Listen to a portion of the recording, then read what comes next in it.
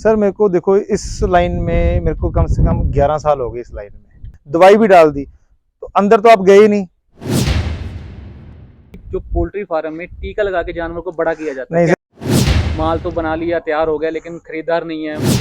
वो मैंने आपको रीजन बता दिया कि 10 का 10 कैसे खत्म हो जाएगा और 10 का 20 भी कैसे बन जाएगा। तो जैसे अभी सर ने बोला भी 10 लाख लगाओ, महीने में 20 लाख कमाओ, जादू वाला कोई काम नहीं है यहाँ पे।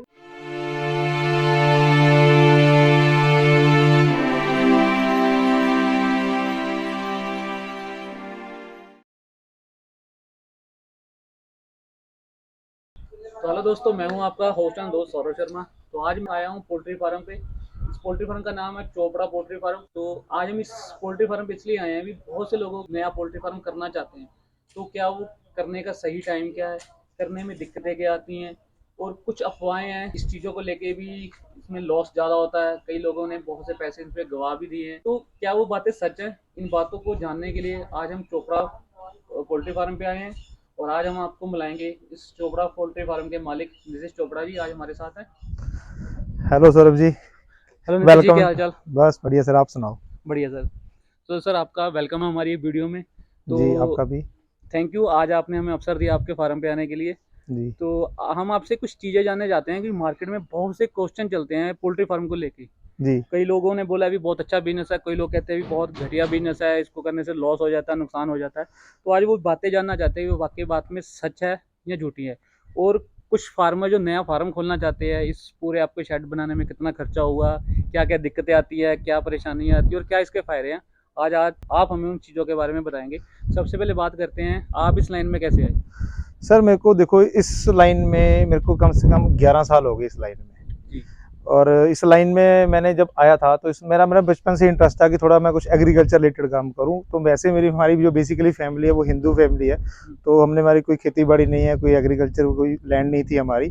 तो मैं ही अपने घर का अकेला ऐसा मतलब लड़का हूँ कि जो इस लाइन में घुसा हुआ हूँ, मतलब एग्रीकल्चर लाइन में घुसा मतलब हुआ हूँ। फैमिली का कोई बैकग्राउंड नहीं है फैमिली का कोई agriculture बैकग्राउंड नहीं था इसकी लाइन के ऊपर। मेरे फादर की तो फैक्ट्री है, मतलब उसकी गत्ते की डिब्बे की स्टेपलर पिन्स बनती हैं। में? तो हम तो उस लाइन में थे, तो बिजनेस आपने लाइन। बिल्कुल फैमिली बिजनेस मैंने से बिल्कुल उलट। फैमिली बिजनेस से उल्ट होके ये एग्रीकल्चर बिजनेस शुरू किया है। अपना पोल्ट्री फार्म शुरू किया था मैंने आज से 11 साल पहले। और उस टाइम मैंने 4000 एक बर्थ की कैपेसिटी के साथ शुरू किया था। और आज की डेट के मेरे पास मैं 1 लाख प्लस की फार्मिंग कर रहा हूँ फार्मिंग बर्ड्स अभी। जी, आपके पास 1 लाख से ऊपर है? 1 लाख से ऊपर है और भी है, मतलब वो भी फार्म है हमारे कई अलग अलग जगहों पे मेरे फार्म थे। आपके टोटल कितने फार्म्स हैं? मेरे अभी भी टोटल 6 फार्म है। ओके। और जहाँ हम खड़े हैं इस फार्म पे आपके पास टोटल कितने बर्ड इस की फार्म पे कैपेसिटी मेरे है? पास अभी 20,000 की कैपेसिटी है। ओके। यहाँ पे एक बार में 20,000 बर्ड में डाल लेता हूँ और अभी भी डला हुआ है, यहाँ पे बर्ड डला हुआ है। ठीक है। तो ये जो शेड है आपने ये बना बनाया लिया है या आपने खुद बनाया ये लेके? ये कुछ हाफ कंस्ट्रक्शन था और उसके बाद मैंने कुछ उसके हाफ कंस्ट्रक्शन मैंने खुद की है। पीछे लैंड है थोड़ी सी और मैंने पीछे इसको बढ़ाया है, इसको बहुत एक्सपेंड किया है। काफ़ी कुछ इसमें कुछ लगने वाला था तो काफ़ी कुछ इसमें मैंने खुद एक्सपेंशन की है इस लैंड के ऊपर। तो जैसे आपने बोला ये 20,000 की कैपेसिटी वाला फार्म है। जी तो 20,000 की कैपेसिटी फार्म को बनाने के लिए कितनी जगह और कितना शेड का सर खर्चा हो जाता है 20,000 बनाने के अप्रोक्सीमेटली? लिए नियर अबाउट आप मान के चलो 1 एकड़ तो जगह चाहिए। 1 किला जिसको पंजाब में हम बोलते हैं। जी। तो 1 किला तो मिनिमम चाहिए क्योंकि और भी इक्विपमेंट्स रखने होते हैं फार्म, तो इसके लैंड में कम में ही बन जाएगा। और जो इसकी अगर हम कोस्टिंग मान के चले, जो अभी हमारा जो शेड है वो प्रॉपर इक्विप्ड है। सारे तरह के जो भी इक्विपमेंट्स होते हैं, ईसी शेड बोलते हैं इसके, ईसी एनवायरमेंटल कंट्रोल। ओके। लोगों के होते हैं नॉर्मल शेड्स होते हैं, वहाँ पर क्या होता है कुछ ज़्यादा फैसिलिटीज़ नहीं होती। हमने अपने बर्ड्स को एसी में रखा हुआ है। गर्मी में भी हमारा टेम्परेचर मेंटेन रहता है 24-25 पे। हमारा जो बर्ड होता है, जो मुर्गा होता है, वो उसी टेम्परेचर पे रहता है। तो ये मैनेजमेंट का एक बहुत बड़ा पार्ट होता है। अगर आप ईसी शेड्स हैं तो वो लॉसेस को बहुत कवर मतलब करते हैं। कहने का मतलब शेड दो तरह के होते हैं, एक नॉर्मल शेड, एक नॉर्मल शेड्स होते हैं, लोगों क्या करते हैं गांव मौसम में, पे डिपेंड करते जो हैं मौसम पे डिपेंड करते हैं। ठीक है। गर्म लोग क्या कहते हैं गांव में बना लेते हैं, सीधा उसमें बर्ड छोड़ लेते हैं। उसमें गर्मी सर्दी दोनों चीज होती है। हमारे शेड में गर्मी हो सर्दी हो एक ही तरह का वेदर रहता है अंदर। मतलब जब हमने मेंटेन कर लिया 24 या 25 जैसे मतलब अपने वेदर को अंदर कंट्रोल कर सकते कंट्रोल हो, कर बढ़ाना रखते या हैं। घटाना यस आपके यस, हाथ में। वो वाले तो हमारे इजी कितना शेड। कितना खर्चा आ जाता है सर ये बनाने के सर लिए? इसको मान के चलिए कि सर आज की डेट में अगर 20,000 का शेड बनाना हो और इसी बनाना हो तो आपको मान के चलिए 1.25 करोड़ से 1.5 करोड़ के बीच में खर्चा आएगा आपका शेड के ऊपर। लैंड की वैल्यू अलग से रहेगी। वो लैंड जहाँ पे आपके हो, एरिया टू एरिया वेरी करेगी वहाँ पे लैंड। तो एक क्वेश्चन हो रहा है भी, पोल्ट्री फार्म करने के लिए क्या ट्रेनिंग की आवश्यकता जरूरी है? देखो सर ट्रेनिंग तो लेनी चाहिए। हमारे लुधियाना में जैसे गढ़वासु यूनिवर्सिटी है, वो ट्रेनिंग देती है। 3 से 4 दिन का प्रोग्राम होता है और साल में 4 से 6 बार वो ट्रेनिंग करवाते हैं, अलग अलग डेज पे उनकी डेट्स निकलती रहती हैं। ट्रेनिंग जरूरी है, बट सर जो ओवरऑल एक्सपीरियंस है, जैसे मेरे को 11 साल का एक्सपीरियंस, वो 3 से 4 दिन में तो बंदा नहीं सीख सकता, आप उस चीज़ को मान के चले। तो मेरा जो खुद का मानना ये है कि 1 महीने की अगर आप किसी फार्म पे ट्रेनिंग ले लें तो वो ज़्यादा बेटर है। यानी बट कहने का मतलब वो ट्रेनिंग के साथ बट प्रैक्टिकल प्रैक्टिकल भी बहुत जरूरी है। वो जो ट्रेनिंग है उसकी भी अपनी एक है एडवांटेज है। उस ट्रेनिंग के बाद आपको 1 मंथ ऐसे ट्रेनिंग किसी के फार्म के पाप पर ले ले, वो ज्यादा बेटर रहेगी आपके लिए। वो प्रैक्टिकल चीज आपको सीखने को मिलेगा बहुत ज्यादा उससे। तो सर ट्रेनिंग की बात होगी, ट्रेनिंग के बाद अगर फार्म चलाने का सही तरीका क्या है अभी, जो नए फार्मर है वो लॉस क्यों कर लेते हैं और क्या करें भी उनका लॉस ना हो? सर इसके इसमें ना सबसे बड़ा रोल होता है मैनेजमेंट का। ठीक है, आप अच्छी क्वालिटी की फीड ले लोगे, आप अच्छी क्वालिटी का बच्चा ले लोगे, चिक्स ले लोगे, पर फिर भी फार्मर बोलते हैं कि हम भी लॉस में चले गए। उसका सबसे बड़ा रीजन होता है मैनेजमेंट का। लोग मैनेजमेंट को मानते नहीं, वो सोचते हैं हमने लेबर रख दी तो शायद अपने आप मुर्गा पल जाएगा और अपने आप हमको प्रॉफिट मिलना चाहिए इस चीज़ में, बट ऐसा नहीं होता। मैनेजमेंट में इसमें बहुत से सारे फैक्टर्स हैं। हमारी पोल्ट्री में इन्वायरमेंट का फैक्टर है, क्योंकि अब इंडिया में क्या है, हर तरह का वेदर रहता है। गर्मी में बहुत ज़्यादा गर्मी पड़ती है, सर्दियों में बहुत ज़्यादा सर्दी पड़ती है। तो ये सब चीज़ों के लिए क्या होता है कि हमको जो इन्वायरमेंट कंट्रोल है, यहाँ पर जो हमने जैसे ईसी शेड लगा रखे है, जो नॉर्मल शेड है वो कैसे कंट्रोल करेगा। तो लोग क्या मैनेजमेंट के पार्ट को भूल जाते हैं। वो जब भी ट्रेनिंग लेते हैं वो सोचते हैं हमने ये अच्छी से अच्छी मेडिसिन डालनी है, अच्छी से अच्छी फीड डालनी है, अच्छी से अच्छी चिक्स डालना है, बट वो मैनेजमेंट को भूल जाएंगे कि इसको पालना कैसे है। मैनेजमेंट में क्या क्या आता है? सर मैनेजमेंट में आता है कि इसकी जो फीड की क्वालिटी है वो तो चलो हमने अच्छी आपने ले ली, वो अच्छी आ भी रही है, उस चीज को चेकिंग करनी, रेगुलर इसको चेक करना। बर्ड को अगर कोई दिक्कत है तो डॉक्टर के साथ रेगुलर टच में रहना, विजिट करवाना। इसके कोर्सेज होते हैं, मेडिसिन के कोर्सेज, जैसे नॉर्मल ह्यूमन बीइंग में बच्चे को टीका लगाया जाता है वैसे इसमें टीका लगाया जाता है, कोई ग्रोथ के लिए नहीं, इसको सिर्फ बीमारी ना आ सके प्रिवेंशन के लिए। हाँ, वो सब ये चीजें। आपकी एक बात से क्वेश्चन आया अभी, सबसे बड़ी अफवाह ये है अभी जो पोल्ट्री फार्म में टीका लगा के जानवर को बड़ा किया जाता है, नहीं क्या सर, ये सच है? ऐसा कुछ भी नहीं है, जिस बिल्कुल झूठ है, ऐसा कुछ भी नहीं है। हम लोग जो इंजेक्शन वैसे तो नहीं लगाते, अगर कोई प्रॉब्लम आ जाती है तो सिर्फ एंटीबायोटिक का टीका लगता है। वो जैसे ह्यूमन बीइंग में भी लगता है, अगर कोई बंदा बुखार हो जाए तो डॉक्टर उसका एज ए मेडिसिन वो यूज होता है टीका। अगर कोई ग्रोथ के लिए टीका, ऐसा कुछ भी नहीं है। इसकी नेचुरल ग्रोथ आप घर पे रखो, हम आपको नॉर्मल फीड देंगे। और फीड भी में भी कुछ ऐसा नहीं है कि जो हमने ऐसे इंग्रेडिएंट डाले हैं कि समझ लो कि उससे कुछ हार्मफुल होगा। मक्की सोए से प्रॉपर फीड बनती है। मतलब फीड सर आप नेचुरल वे, रेडीमेड फीड? नहीं हम रेडीमेड फीड लेते हैं। कौन सी फीड यूज करते हैं? हम पलक फीड यूज करते हैं खन्ना की। ठीक है। तो जिनके रिजल्ट अच्छे हैं, रेगुलर हमारे साथ चल रहे हैं पिछले 4-5 साल से, तो बहुत अच्छे रिजल्ट आ रहे हैं उनके। तो उसी चक्कर में हमने चेंज ही नहीं की कभी उसके बारे में। और मैनेजमेंट में फीड के अलावा क्या क्या चीजें? मैनेजमेंट में सर इसके अंदर के फैक्टर देखना होता है कि अंदर जो बर्ड है वो खुश है कि नहीं है। हमारे पास अगर बर्ड है वो खुश है कि नहीं है, वो खुश कैसे होगा इन्वायरमेंट का। अगर बाहर मान लो बहुत गर्मी है, आप अंदर शेड के अंदर जा ही नहीं रहे, आपने बोला हमने तो फीड डाल दी, बच्चा बढ़िया डाल दिया, दवाई भी डाल दी, तो अंदर तो आप गए ही नहीं। बच्चा मेडिसिन खा रहा है कि नहीं खा रहा, फीड खा रहा है कि नहीं खा रहा, वो कैसे पता लगेगा अगर आप फार्म के अंदर होगे। उस चीज को हम मैनेजमेंट बोलते हैं। ड्रिंकर्स होते हैं, पानी है, बर्तन है, पानी के बर्तन लगाए हैं। कुछ लोगों को मैंने देखा है बर्तन यहाँ पे टांग देंगे, बर्ड अभी यहाँ पर होगा, वो पानी पी नहीं पा रहा। बट आपने तो बोला मैंने पानी भी लगाया है जी, उसमें मेडिसिन भी डाली है जी, उसमें मैंने सब कुछ डाला है, बट उस सब कुछ डालने का कोई यूजलेस नहीं है ना, वो चीज उसके पहुंच ही नहीं रही। तो ये सब चीजें मैनेजमेंट का पार्ट है। अगर आप उसके अंदर देखोगे तो मैनेजमेंट के बहुत से अच्छे ऐसे पार्ट्स हैं जो लोग क्या इग्नोर कर जाते हैं, क्योंकि काम बहुत है। तीसरा पड़ाव जो आप पहले बात हो रही थी, ब्रीड ब्रीड हो गई, मैनेजमेंट हो गई, और एक ब्रीड। कौन सी ब्रीड आप यूज करते हो और कौन कौन सी आती है? देखो सर, मार्केट में भी 2-3 ब्रीड मोस्टली प्रेवेल है। एक है कोब, एक है हब्बर्ड, रॉस, एपी। पर जो अभी हमारी पोल्ट्री में सबसे जो बढ़िया ब्रीड मानी जाती है वो है कोब की। और हब्बर्ड की भी लोग डालते हैं तो वो भी चलो अच्छी है, तो मैं तो मोस्टली यूज कर रहा हूँ कोब की। तो कोब का बर्ड यूज करता है। मेरे हिसाब से कोब का बर्ड डालना चाहिए, वो हमारे इन्वायरमेंट के हिसाब से सूट किया हुआ है और इन्वायरमेंट के हिसाब से अच्छा ढंग से पलता है वो। तो कोब इज मच बेटर। उसको कितने जब आप लेते हो तो सर कितनी देर का होता है या कितना उसका वजन होता है? सर वो 1 डे ओल्ड होता है। जैसे वो आज अगर वो हैचरी में जैसे वो हुआ तो वो आज की आज हमारे पास डिलीवर हो जाएगा, मतलब विद इन 24 आवर्स। बाकी दूर से देखने पर दूरी कितनी इसकी है, किसी के पास 15 घंटे में पहुंच रहा है, किसी के पास 12 घंटे में, तो वो सब चीजें हैं। तो 1 डे ओल्ड होता है वो बर्ड। वो उसका जो हमारे पास जो वजन आता है, जो वेट बाय वेट आता है, वो आता है 40 to 42 ग्राम के बीच में। ये इसका आइडल वेट माना जाता है कि 42 से लेके 40 ग्राम के अगर बीच में जो बर्ड आएगा वो हेल्थी होगा। तो जो 1 डे का आप कह रहे हो 40 ग्राम का आपके पास चिक्स आता है, वो आते ही फीड खानी शुरू कर देते हैं या उसको कुछ और देते हैं? नहीं सर, उसको आते ही हम फीड दे देते हैं। पहले पानी लगाते हैं, 2-3 घंटे उसको पानी पिलाते हैं गुड़ शक्कर डाल के, जैसे हम बच्चों को देते हैं। तो उसमें गुड़ शक्कर डाल के उसका ये होता है कि उसका जो गट है वो अंदर से खुल जाए, ताकि वो फीड लेने के लिए हो जाए। 2 घंटे के बाद हम उसको स्टार्टिंग में फीड देने, कुछ लोग स्टार्टिंग से फीड देना चाहते हैं, कोई इशू नहीं होता। फीड दी जाती है सबसे पहले? कौन सी फीड? तो इसमें 3 तरह की फीड होती है। प्री स्टार्टर, स्टार्टर और फिनिशर। बर्ड की बॉडी वेट के हिसाब से हर कंपनी का अलग अलग फॉर्मुलेशन बनी हुई है। 3 तरह की फीड होती है, जिसमें प्री स्टार्टर सबसे पहले दी जाती है। वो मोस्टली समझ लीजिए 10 से 15 दिन के बीच, कोई कंपनी बोलती है 12 दिन दो, कोई बोलती है 15 दिन दो, कोई बोलती है 10 दिन दो। ठीक है, हमारा जो रूल है, हम क्या करते हैं, हम 400 ग्राम खिलाते हैं प्री स्टार्टर को। वो मान लो उसको 14 से 15 दिन में खत्म करेगी। सेकंड फीड आती है स्टार्टर, वो खिलानी होती है 1 किलो।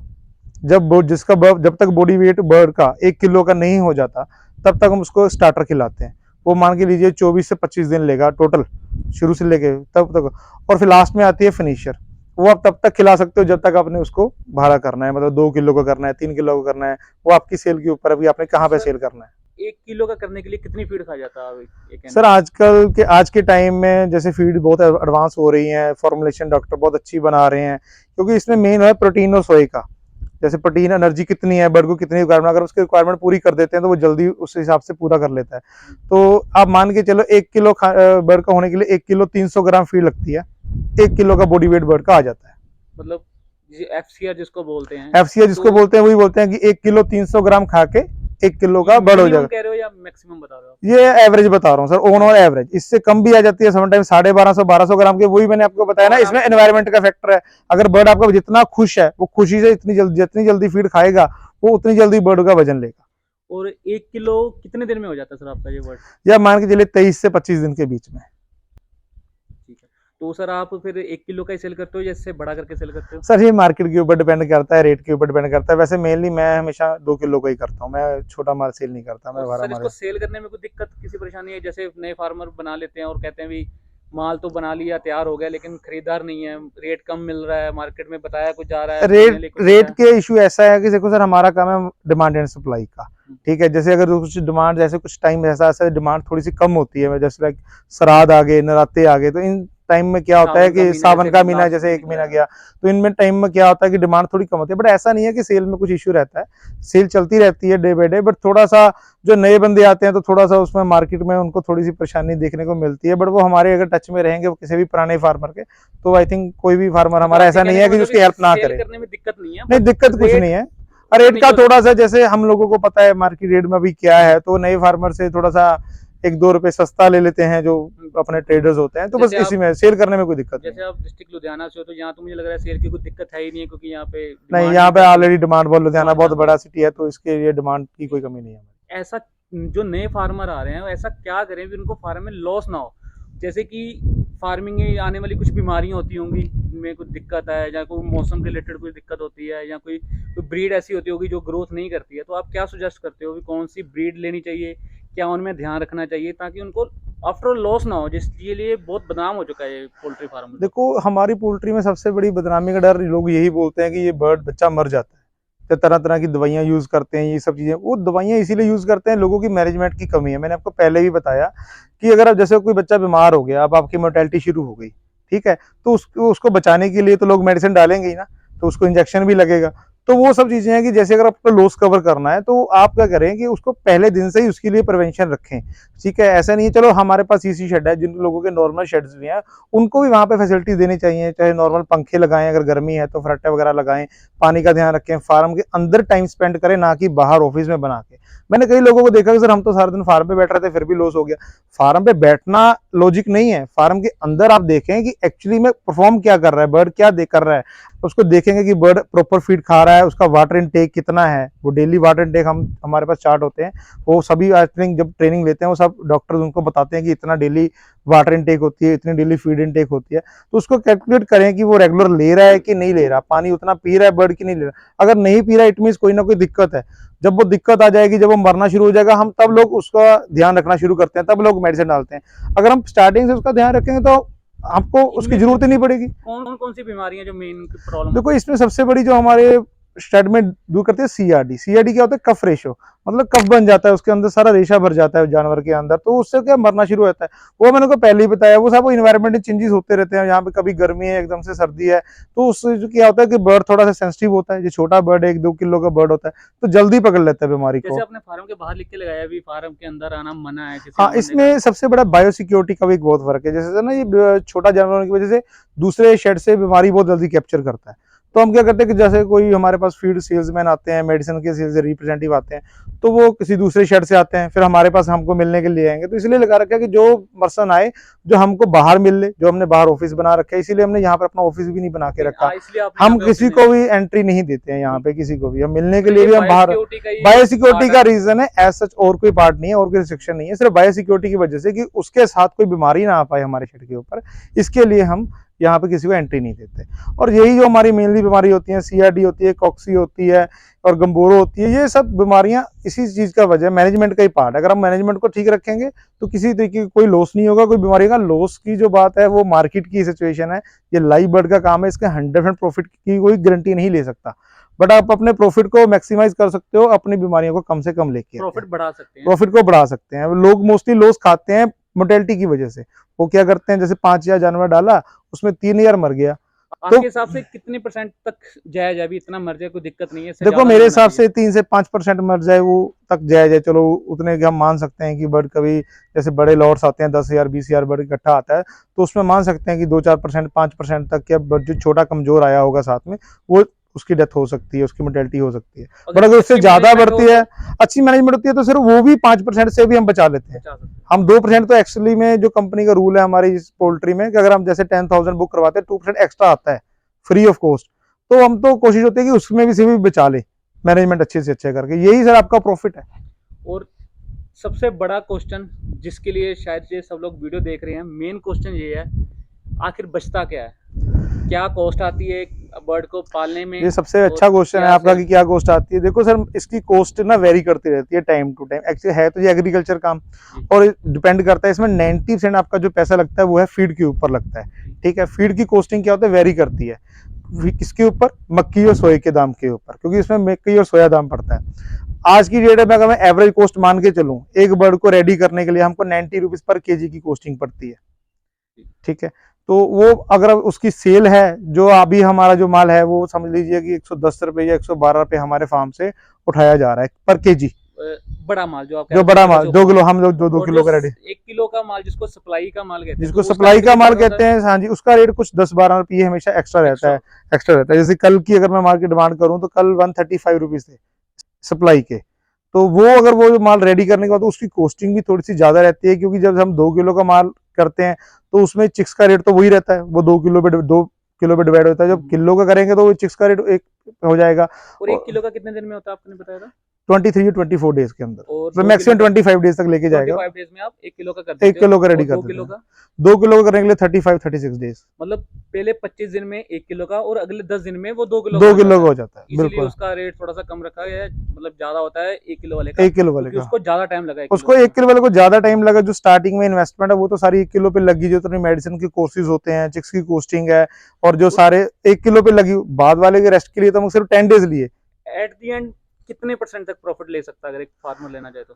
सर इसमें प्रॉफिट ऐसा है कि जैसे अगर हम मान के चले 10,000 की फार्म की कैपेसिटी है, और उसकी अगर हम कॉस्टिंग निकालें तो उसको एवरेज कॉस्ट जो 10 से 12 लाख रुपए उसकी इन्वेस्टमेंट होगी एक बार। जो फिक्स है वो तो फिक्स ही रहेगी 10 से 12 लाख, क्योंकि इसमें वेरी करता रहेगा, चिक्स की वेरिएशन आती रहेगी कि वो क्या करेगा। तो मान के चले 12 लाख रुपए अगर आपने 10,000 के शेड के लिए ऊपर लगाया, तो जब आप सेल करेंगे तो आई थिंक आपको आराम से 14 लाख या 15 लाख की नियर अबाउट सेल होनी चाहिए। वही आपके मैनेजमेंट बोला, अगर आपने 10,000 में से 3,000 बर्ड को पोर्टेलिटी कर ली, तो फिर आप बोलोगे मेरे को तो लॉस हो गया, मेरा माल ही सारा 8-9 लाख का बिका। तो यही सब चीजों का पार्ट होता है कि हमको मोर्टेलिटी कम से कम करवानी है ताकि हम अपना प्रॉफिट को मैक्सिमाइज कर सकें। मतलब इसमें प्रॉफिट फिक्स नहीं है, आपकी मैनेजमेंट प्रॉफिट फिक्स नहीं है, प्रॉफिट फिक्स नहीं है, इसमें प्रॉफिट की कोई रेशियो हम नहीं बोल सकते कि 100% वे फिक्स है। इसीलिए इस बिजनेस को कोई लोग बोलते हैं कि ये गैम्बल है, ये बिजनेस नहीं है, ये जुआ है, ये जुआ है। इसलिए बट हम लोग बोलते हैं ये जुआ नहीं है, ये कैलकुलेटिव बिजनेस है। अगर आप मान के चलो जब इसकी बहुत बड़ी कैलकुलेशन है, अगर आप उसके हिसाब से चलोगे और सबको अच्छी ढंग से लेके चलोगे तो ये आपको गैम्बल नहीं लगेगा। बट अगर आप वही आप बात है कि अगर आप ध्यान नहीं रखोगे, कुछ चीज का कुछ चीज नहीं देखोगे, तो फिर ये आपको लॉस में लेके जाएगा। तो सर एक मेन क्वेश्चन और रह गया अभी, पोल्ट्री फार्म के लिए कुछ सेंट्रल गवर्नमेंट या स्टेट गवर्नमेंट की तरफ से कोई मदद दी जाती है? कोई ऐसी स्कीम है आजकल के टाइम में? सर देखो, पंजाब गवर्नमेंट का तो अभी तक कोई ऐसी स्कीम नहीं है, कोई ऐसी कोई हेल्प नहीं है हमारे। हमारी बहुत बारी बात हो चुकी, बहुत बारी मीटिंग हो गई। अभी हमारे जो न्यूली सीएम बने हैं भगवंत मान साहब, उनके साथ हमारी एक दो मीटिंग भी हुई है। तो उन्होंने आश्वासन दिया है कि हम कोई स्कीम लेके आ रहे हैं पोल्ट्री। अभी तक बट कोई इम्प्लीमेंटेशन नहीं हुई है इसके ऊपर, पोल्ट्री की कोई सब्सिडी नहीं है। इवन की हरियाणा गवर्नमेंट सब्सिडी दे रही है, यूपी गवर्नमेंट इसके लिए बहुत अग्रेसिव है, वो भी सब्सिडी दे रही है, हिमाचल गवर्नमेंट भी सब्सिडी दे रही है।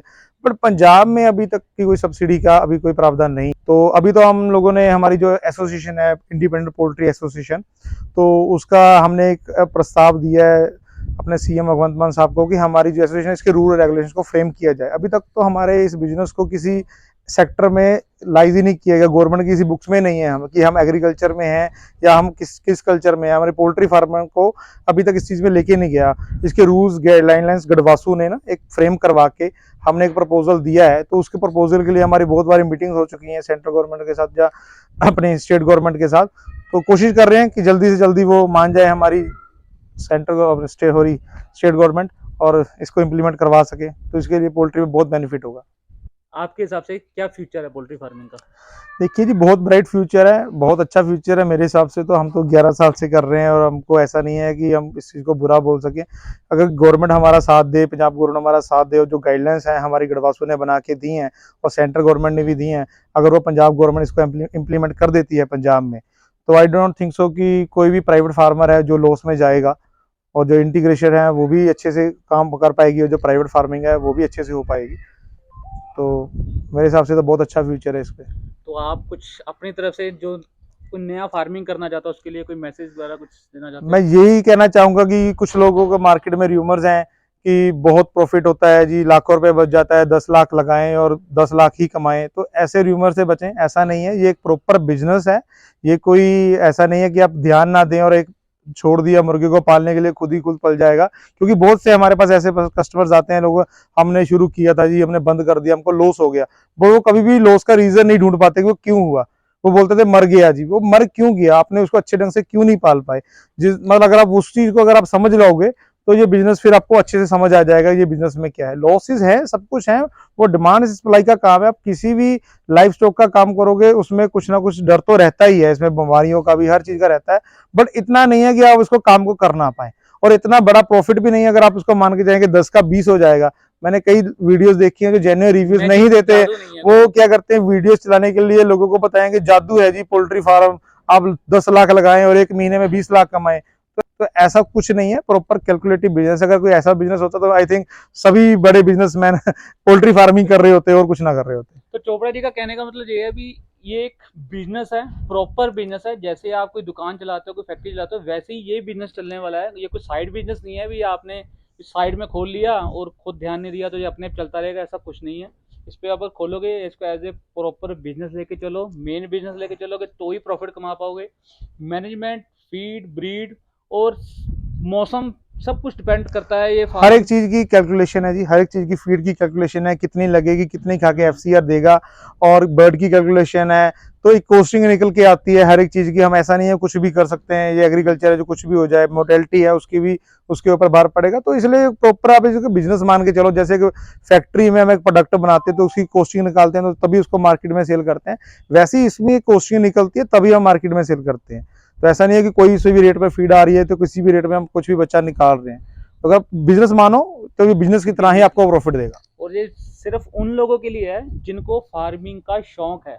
अगर आप सिर्फ पैसे कमाने के लिए आ रहे हो तो शायद आप ये नहीं कर पाओगे, क्योंकि कई लोगों के अंदर आती है स्मेल आती है, यार भी मैं खड़ा होना भी मुश्किल है, पैसे के चक्कर में काम शुरू कर लेते हैं लेकिन वो उसको कंटिन्यू नहीं कर पाते हैं। जब तक आपको इस चीज़ का शौक नहीं है, आपको इसका पैशन नहीं है इस चीज़ का, तो आप इस चीज़ों में मत आना। ये सिर्फ उन लोगों के लिए जिसको इस चीज़ की नॉलेज है, पैशन है और सब्र है। ये पेशेंस का काम है। ये रातों रात जैसे अभी साहब ने बोला भी 10 लाख लगाओ, महीने में 20 लाख कमाओ, जादू वाला कोई काम नहीं है यहाँ पे। ये प्रॉपर बिजनेस है। जैसे बाकी बिजनेस में 10 से 15% मार्जिन होता है, 20% होता है। हाँ, इसमें थोड़ा कभी ज़्यादा कभी कम हो सकता है, बट ये नहीं, डबल वाला कोई ऐसा सीन नहीं है। कोई जादू नहीं है, कोई जादू की छड़ी नहीं है इनके पास ऐसा कुछ करने के लिए। तो आज का वीडियो का एंड यही करते हैं सर। थैंक यू, बिल्कुल सर, आपने थैंक हमें यू। अपना इतना कीमती समय दिया। बिल्कुल। और सर मैं आपके सब्सक्राइबर के लिए एक चीज़ और बोलना चाहता हूँ, किसी भी भाई ने बिजनेस अगर स्टार्ट करना हो पोल्ट्री फार्म का, तो हमारी इंडिपेंडेंट पोल्ट्री एसोसिएशन पंजाब की हमेशा हेल्पफुल है। और हमारी हर स्टेट में ब्रांचेज हैं, हमारे हर स्टेट में रिप्रेजेंटेटिव हैं। आप कभी भी जेन्युइन व्यूज आपको चाहिए होगी, कोई भी एडवाइस चाहिए होगी, तो हमारी इंडिपेंडेंट पोल्ट्री एसोसिएशन के पास आइए, वो आपको बिल्कुल सही गाइड करेगी। मार्केट रिव्यू से बचे, ऐसे लोगों से बचे जो आपको अफवाहों से बचे, जो आपको बोलते हैं कि 10 का 20 का हो जाएगा पोल्ट्री फार्म में। और ऐसे भी बंदे हैं जो मार्केट बोलते हैं आपको 10 लगाओगे तो बिल्कुल खत्म हो जाएगा। वो मैंने आपको रीजन बता दिया कि 10 का 10 कैसे खत्म हो जाएगा और 10 का 20 भी कैसे बन जाएगा। हम लोगों ने भी ग्रो किया है, हमको 11 साल हो गए इस बिजनेस में। मेरी क्वालिफिकेशन बीकॉम एमबीए एलएलबी की हुई है, बट फिर भी मैं स्टिल इस बिजनेस में हूँ। तो आप एलएलबी करके एमबीबीए करके इस लाइन में आए हो, तो मैं वही चीज़ है ना, फार्मिंग लाइन, जब फार्मिंग शब्द दिमाग में आता तो सबसे पहले वो गाँव के बंदे वो ये कुर्ता बिल्कुल, पजामा ये पहन लोगों के को पाँव माइंड में दान वही देते हैं। आता है कि पोल्ट्री फार्म में कर रहा है तो वो क्या काम कर रहा होगा, बट नहीं है। हम लोग फिर भी काफी हमारे फील्ड में बहुत एजुकेटेड लोग हैं, हमारे पास डॉक्टर हैं, एमबीबीएस डॉक्टर जो तो ये साथ में ये बिजनेस इसीलिए कर रहे हैं। जब किसी भी लाइन में पढ़े लिखे लोग जाते हैं तो उस चीज की, उस बिजनेस की ग्रोथ ही तभी हो सकती है। इसीलिए आज नई नई टेक्निक्स वगैरह इसमें आ चुकी है, काफ़ी कंपनियां जो वर्ल्ड लेवल की कंपनियां पोल्ट्री पे आज काम कर रही हैं। तो आई होप इसका फ्यूचर वाकई में ब्राइट ही होगा। जैसे कि टाइटल हम आपने पढ़ लिया होगा कि पोल्ट्री फार्म जुआ है या बिजनेस है, तो शायद आपको इस क्लियर हो गया होगा ये बिजनेस ही है अगर आपको सही ढंग से किया जाए। हाँ, लेकिन अगर आप बिना नॉलेज के इस लाइन में घुस जाते हो, बिना किसी को देखा देखी या किसी के कहने पे आप अपना फार्म ओपन करते हो, तो ये आपके लिए डेफिनेटली जुआ है। आप इसमें जीत भी सकते हो, आप इसमें हार भी सकते हो। तो सर थैंक यू, बहुत बहुत थैंक यू सर धन्यवाद जी। आपका हमारी वीडियो में आने बिल्कुल। के लिए। Thank you.